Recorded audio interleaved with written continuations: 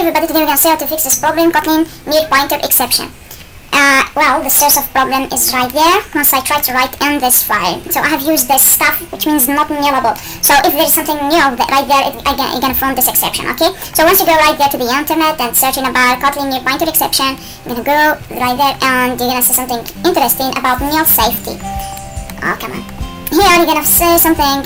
It says the only possible causes of null pointer exception is usage of this operator that is described below.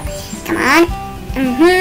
Yeah, it's right there. Yeah, this operator right there is convert any value to non-null type and throws an exception if the value is null. That's it. So for a safe calls, we're gonna use this stuff instead. Interrogation point. Okay, let's try it. Okay, again. Let's try. Come on.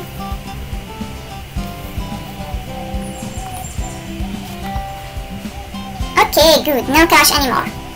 So guys, we have fixed the problem. Thank you for watching.